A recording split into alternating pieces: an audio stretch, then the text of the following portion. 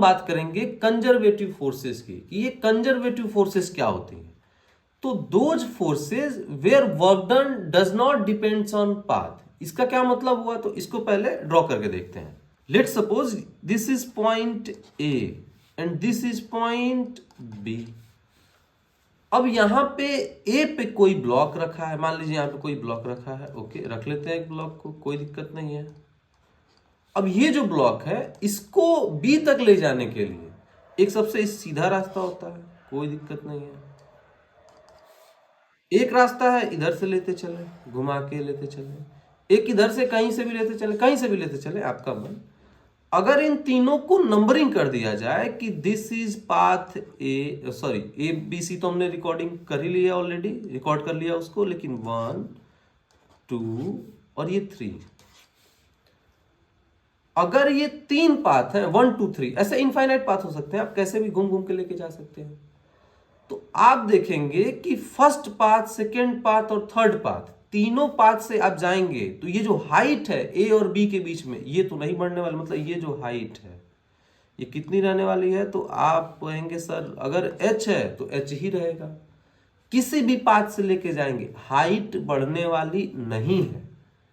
लेकिन आप कहेंगे सर हमें तो मेहनत ज्यादा लगा ना, हम तो ब्लॉक को लेके जा रहे हैं, हमको तो मेहनत लगा है सर, उस मेहनत का क्या, क्या उसकी इज्जत नहीं है? हमने पोटेंशियल एनर्जी जब बात किया था तो हमने यहाँ पे mgh लिखा था, वो इसीलिए लिखा था कि आप ब्लॉक को कैसे भी घूम घूम के लेके जाए, हमें उससे फर्क ही नहीं पड़े। और मैंने आपको बताया था जो पोटेंशियल एनर्जी का मैग्नीट्यूड है वो किसके इक्वल हो रहा है, तो आप कहेंगे सर याद है वो mg था और mgh हाइट पे जा रहा था, फोर्स इनटू डिस्प्लेसमेंट। मतलब mg जो है ये नीचे फोर्स दे रहा है और हाइट आप ऊपर ट्रैवल करा रहे हैं, यही जो मैग्नीट्यूड था आपने इसके इक्वल कर दिया था। mgh potential energy equals to mgh, इसीलिए हमने ये किया था। हमने आपने जो वर्क डन किया उससे कोई कैलकुलेशन नहीं निकाली, क्योंकि इस हाइट पे जाएंगे तो आप किसी भी पाथ से चले जाएं, 1 से 2 से या 3 से, आपको पोटेंशियल एनर्जी इतनी ही मिलने वाली है। लेकिन आपकी जो एनर्जी है वो अलग अलग खर्च होगी। अगर आप सीधे रास्ते से ऊपर चले जाएंगे, सीधे रास्ते से मतलब कैसे भी टाई करके या ऊपर कोई आपको बांध के खींच ले या लिफ्ट से चले जाएं, आप जैसे भी चले जाएं, आप अगर वहां पे जा रहे हैं तो potential energy equals to mgh, लेकिन आपकी एनर्जी जो है कम खर्च होगी। अगर घूम घूम के जाएंगे सीढ़ी से या इधर उधर टहलते हुए तो आपकी एनर्जी तो ज्यादा खर्च हो रही है, आपने तो भैया ब्लॉक को पकड़ा ही है, लेकिन आप जिसके अगेंस्ट में वर्क डन है, जिसके अगेंस्ट मतलब mg के अगेंस्ट में आपने वर्क डन किया है, हम उसी को कैलकुलेट करते हैं कि mg जो है वो तो नहीं चेंज होने वाला है घूमने घूमने से, हाइट जो है वो नहीं चेंज होने वाला है घूमने घूमने से। तो ये घूमने घूमने से आपकी एनर्जी ज्यादा खर्च होगी, मतलब आपने जो फोर्स लगाया है वो जरूर डिपेंड कर रहा है पाथ पे, लेकिन जो पोटेंशियल एनर्जी है वो पाथ पे डिपेंड नहीं करेगा, क्योंकि पोटेंशियल एनर्जी जो हमने क्या कैलकुलेट किया, ग्रेविटी के अगेंस्ट में जो वर्क डन हो रहा है वही। इसी को हम ग्रेविटेशनल पोटेंशियल एनर्जी भी कहते हैं। क्या कहते हैं? पोटेंशियल एनर्जी को ग्रेविटेशनल पोटेंशियल एनर्जी, जो अगेंस्ट ग्रेविटी वर्क हो रहा है। बाकी जगह हम एरो खींच रहे हैं तो वहां पे अलग हुआ, लेकिन जहां पे भी हम ग्रेविटी के अगेंस्ट में वर्क करेंगे वहां पे क्या बोलेंगे?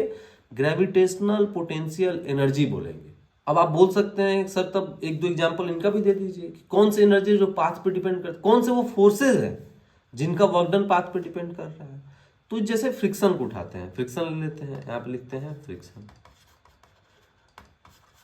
ये जो फ्रिक्शन है इसको समझते हैं। ब्लॉक को मैं सेकेंड पाथ से लेके गया, फर्स्ट पाथ से लेके गया और थर्ड पाथ से, 3 तरीके से अगर मैं लेके जाऊंगा, आपको पता है फ्रिक्शन के कारण रबिंग और रबिंग के कारण हीट लॉस हो रहा था हमारा, आप सबने यही पढ़ा था अभी पिछले लेक्चर में।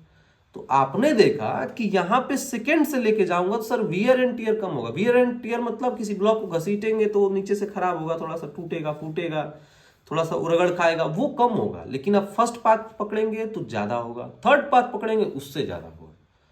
तो इसका मतलब ये है कि फ्रिक्शन फोर्स जो है ये एक नॉन कंजर्वेटिव फोर्स है। फ्रिक्शन फोर्स क्या है? तो ये नॉन कंजर्वेटिव फोर्स है। तो कंजर्वेटिव फोर्स और नॉन कंजर्वेटिव फोर्स में एक डिफरेंस हमेशा याद रखेंगे। कि the forces where work done does not depend on path, तो वो क्या होगा, कंजर्वेटिव फोर्स होगा। और जहां forces those forces where work done depends on path, वो क्या होगा, नॉन कंजर्वेटिव फोर्सेज होगा। Is that clear? क्लियर। लेकिन आप कहेंगे सर पोटेंशियल एनर्जी है, आप यहाँ पे कंजर्वेटिव फोर्सेस की बात कर रहे हैं, किस फोर्स की बात कर रहे हैं आप? तो हम ग्रेविटेशनल फोर्स की बात कर रहे हैं। हम किसकी बात कर रहे हैं? ग्रेविटेशनल फोर्स की बात कर रहे हैं। अब क्लियर हुआ? Clear clear. तो यहाँ पे कंजर्वेटिव फोर्स में क्या लिख देंगे कि work done with path 1 is equals to work done with path 2 और वर्क डन विथ पाथ 3। तो ये क्या हो जाएगा, ये अपना कंजर्वेटिव फोर्स हो जाएगा। आप कहेंगे कि सर अब बार बार एक चीज से बच के निकल जा रहे हो, आप हमेशा ये दिखा रहे हो कि mg नीचे और हाइट ऊपर। इसका मतलब अगर एक को प्लस लेंगे, किसी को भी प्लस ले लीजिए, अगर एक को प्लस लेंगे तो दूसरे को माइनस लेना पड़ेगा।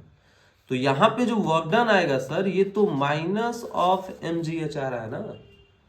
तो हाँ, आप सही कह रहे हैं, वर्क डन यहाँ पे माइनस ऑफ mgh है, लेकिन potential energy is equals to mgh ही आएगा। आप कहेंगे सर ये गलत बात है, जब work done is equals to minus mgh आ गया तो potential energy is equals to mgh क्यों आएगा?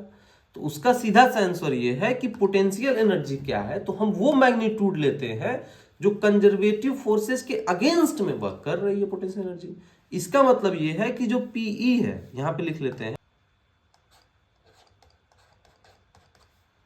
ये minus of work done by conservative forces है, कंजर्वेटिव फोर्सेज। अब क्लियर हो रहा है कि पोटेंशियल एनर्जी जो है ये minus of work done by conservative forces है। तो अगर आपका वर्क डन माइनस mgh भी है तो आपका पोटेंशियल एनर्जी mgh ही होने वाला है। और जैसा कि हमने पिछले लेक्चर में एकदम क्लियर आपको बताया था कि ये जो हाइट है ये यहां से मेजर करने पे यहां पे h है, तो यहीं से मेजर करेंगे mgh तो ही यहाँ पे mgh आएगा। अगर गलती से इस पॉइंट से मेजर करने लगे तो ये mgh नहीं रहेगा, तो ये क्या रहेगा, जो भी वहां की हाइट है वही रहेगी। इस बात का हमेशा ध्यान देंगे कि पोटेंशियल एनर्जी जो है जिस रेफरेंस पॉइंट से नापेंगे वहां की हाइट लेंगे। अगर यही पोटेंशियल एनर्जी में इस हाइट से मेजर करने लगूं, यहाँ पे ब्लॉक को रख दिया और इसी हाइट से मेजर करने लगूं, तो आप कहेंगे सर यहां से जो हाइट है वो तो h है, लेकिन अगर यहां की आप बात कर रहे हैं तो यहां पे तो ब्लॉक रखा ही है, हाइट 0 है, तो पोटेंशियल एनर्जी 0 होगा। इसमें कोई डाउट आपको नहीं होना चाहिए कि पोटेंशियल एनर्जी जो है हमेशा एक रेफरेंस लेवल से ही नापी जाती है। लेकिन अगर आपको कोई रेफरेंस पॉइंट न देके सिर्फ हाइट दिया हो तो एग्जामिनर जो आपसे पूछ रहा है वो यही मान के पूछ रहा है कि आप अर्थ को ही रेफरेंस लेवल नाप के लेके चलेंगे। ऐसा इसलिए होगा क्योंकि हम सबके लिए जो भी हाइट हम लेके जाते हैं अक्सर टाइम पे ऐसा होता है कि हम अर्थ से ही मेजर करते हैं, इसीलिए जो रेफरेंस पॉइंट है हम अक्सर अर्थ से ही मेजर करते चलेंगे। Clear clear.